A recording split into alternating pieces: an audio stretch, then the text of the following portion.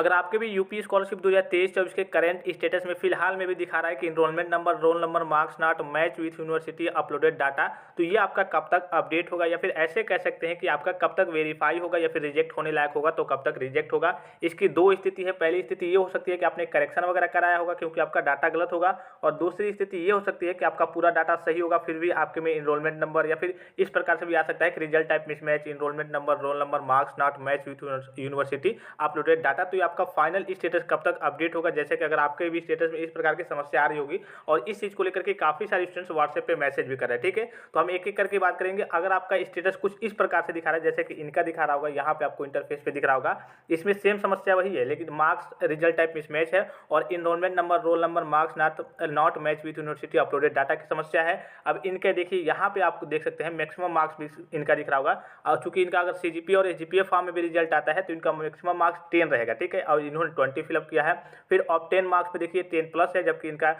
10 से नीचे ही होना चाहिए। तो इस प्रकार की समस्या है और इन्होंने करेक्शन भी नहीं कराया है, तो इनका जो फॉर्म है वो डायरेक्टली रिजेक्ट होगा, क्योंकि यहाँ पे देख सकते हैं रिजल्ट टाइप मिसमैच, और हो सकता है इनकी बैक वगैरह हो तो इन्होंने पास फिलअप किया है, वो तो अलग की चीज़ है, लेकिन यहाँ पे जो मार्क्स है प्रीवियस ईयर के डाटा है वही सीधे शब्दों में यहाँ पे गलत तरीके से दिख रहे हैं, और अटेंडेंस का जो परसेंटेज है वो तो चलिए ठीक ठाक है। तो इस केस में अगर इन्होंने करेक्शन नहीं कराया है तो इनका फॉर्म रिजेक्ट हो जाएगा। तो एक बार मैं आपको ऑफिशियल नोटिस दिखा दूँ, जो ऑफिशियल नोटिस आपके भी यूनिवर्सिटी से, आपके भी कॉलेज से वो सूचना आई जरूर होगी, और हर एक बोर्ड द्वारा, हर एक विभाग द्वारा वो नोटिस जारी की गई थी कि अगर आपका कुछ डाटा गलत होगा तभी आपको करेक्शन कराना है। जैसे कि यहाँ पे आपको दिख रहा होगा, मैंने आपको पहले भी इसके बारे में इन्फॉर्म कर दिया है कि जिन छात्र छात्राओं के आवेदन पत्र की वर्तमान स्थिति में enrollment number, roll number, marks not match with university uploaded data दर्शा रहा है, वे समस्त छात्र छात्राएं अपना प्राप्तांक, पूर्णांक, इनरोलमेंट नंबर जांच कर ले। यदि आवेदन पत्र में सही भरा गया है तो उसे ऑनलाइन सबमिट करने की आवश्यकता नहीं है, यानी कि अगर आपके पूरे डाटा सही है तो आपको कुछ करने की आवश्यकता नहीं है, वो आपका ऑटोमेटिकली अपडेट हो जाएगा। जैसे कि जिन बच्चों का पेंडिंग था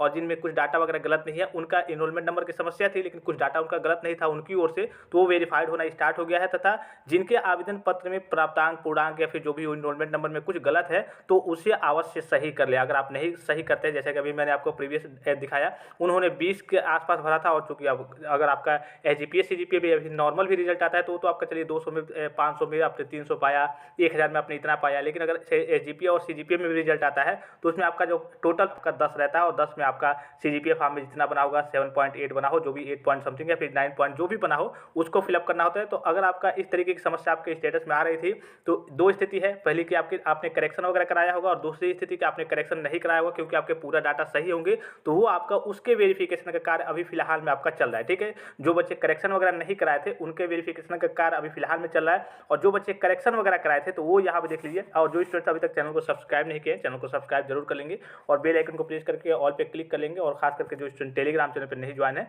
टेलीग्राम चैनल को जरूर ज्वाइन कर लेंगे, ठीक है। देखिए यहाँ पे आपको फाइल्स वाले सेक्शन में आना है, और ये जो जनरल ओबीसी माइनॉरिटी के लिए दिख रही है ये नोटिस सभी के लिए, SC ST, general OBC minority सभी बच्चों के लिए सेम ही डेट है, ठीक है। हालांकि पहले जो डेट वगैरह थी अलग अलग थी, लेकिन आपको मालूम है कि जो करेक्शन की डेट आती है वो सभी बच्चों के लिए एक ही साथ आती है, क्योंकि बार बार पोर्टल ओपन करने में समस्या रहती है। तो यहाँ देखिए सबसे पहले आपने क्या किया था, आपने करेक्शन वगैरह करा लिया। करेक्शन के बाद से यहाँ देखिए 12वां पॉइंट में करेक्शन का ऑप्शन दिख रहा होगा, फिर आपने 17 फरवरी तक जमा कर दिया। फिर एनआईसी द्वारा स्क्रूटनी, पुनः स्क्रूटनी होगा, यानी कि आपके फॉर्म के ऑनलाइन तरीके से नेशनल इन्फॉर्मेशन सेंटर द्वारा फिर से जांच की जाएगी। ये आपका 26 फरवरी तक है। तो जिन भी बच्चों करेक्शन वगैरह कराया था तो आपका 26 तारीख के बाद से आपका जो करंट फाइनल स्टेटस है वो आपका रिलीज होगा, और जिन बच्चों ने करेक्शन वगैरह नहीं कराया है उनका पूरे डाटा पहले से सही है, उनके वेरिफिकेशन का कार्य अभी चल रहा है। मैंने आपको 19 तारीख के, 18 तारीख के और 20 तारीख के डेट में भी टेलीग्राम पे मैसेज किया था। जिन बच्चों में उस तरीके की समस्या थी कि करंट स्टेटस में किसी प्रकार की, लेकिन उनकी ओर से पूरा डाटा सही था, तो उनके वेरिफिकेशन का कार्य स्टार्ट है, आपका अपडेट हो रहा है। तो आई होप कि आप ये समझ गए होंगे कि आपका जो करंट और फाइनल स्टेटस है वो कब तक रिलीज होगा। जो करेक्शन वाले बच्चे हैं उनका 26